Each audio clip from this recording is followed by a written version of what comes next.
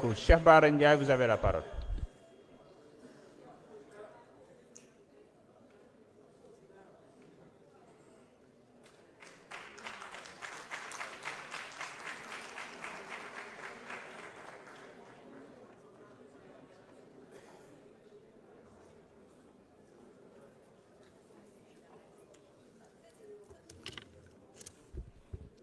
asalaamaaleykum wa rahmatullah maa ngi lay nuyu monsieur le président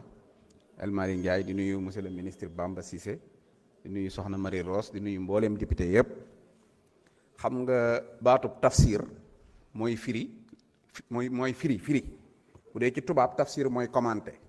buñ la tuddee tafsir nag ba tax lu jóg nga commenté ko li ngay commenté bari na lool te dara leeru ci waaw kiri ku mële nag poussé naa ko tey ba mu taxaw fii di sànni xeer jomaay te mook jomaay a ànd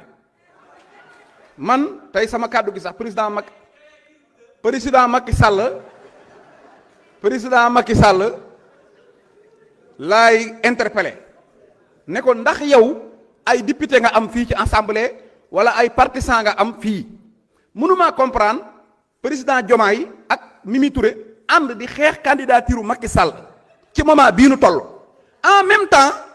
Macky Sall Diomaye Faye ak Mimi Touré àndaat ak député yi Macky Sall di xeex loi bi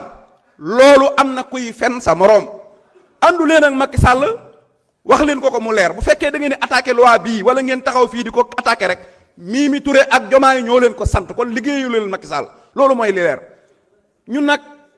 Ousmane Sonko sénorité rek la am ak baax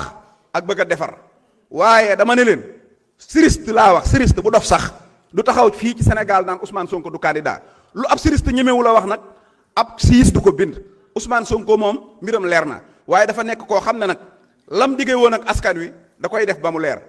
li ci des nag mooy Sénégal fen dafay bëgg a dagan parce que ay kilifa rek ñooy fen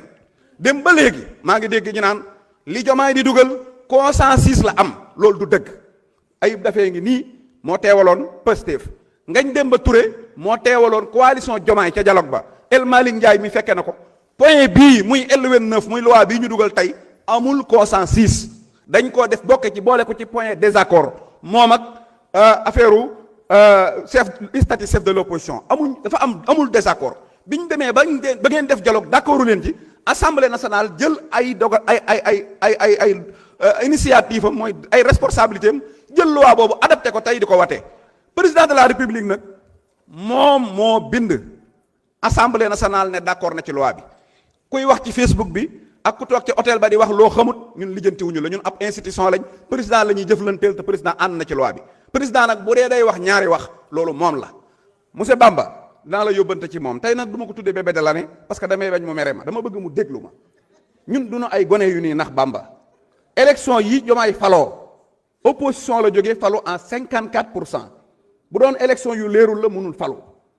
kon élection yu leer na naññi élection yi ci topp sama Baptiste Tine moo ko organisé mooy élection yi ma faloo fii député man ak El Malick élection yooyu amul sax maanaam recours DCE ak ministre de l'intérieur ñoo ko organisé mu leer naññi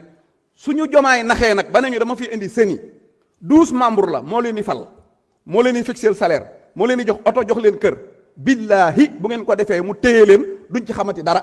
mooy jëlaat ne cour constitutionnel laay def moo leen di fal ñoom ñëpp moo leen di fal fixer leen salaire jox leen oto jox leen kër suñu ko nangoo xam nga lu mu bëgg téye CENI téye cour constitutionnel CENI mooy organiser conseil constitutionnel mooy joxe dogal ñun lan la di téye xam nga ne Diomaye Faye buy dëkku Sonko ci élection yaakaarul mbooloo recours am yii mooy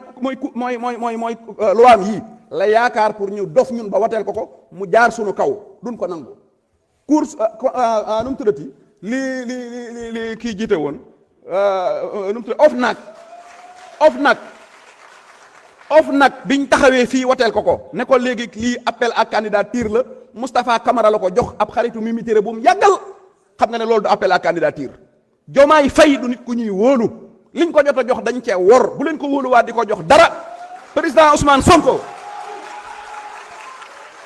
Ousmane Sonko man maay wax ak yow li des ci sunu noy Diomaye Faye buñ ko wóolooti ci dara lépp lu mu fi andi nañ ko xool parce que moom day matt di ëf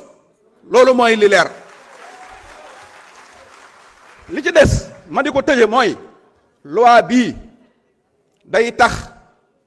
li ñuy wax insécurité juridique dootu am parce que insécurité juridique mënut a weesu nga yor sa parti yor sa mbooloo te buñ la amandé 200 000 francs doo bokk buñ la daanee 6 mois de sursis ak loo mën a def doo bokk loolu insécurité juridique lay am. xam nga loolu lan lay nuróol bombe atomique mooy ngay politique ak nit Sonko day bokk day nekk ci élection yi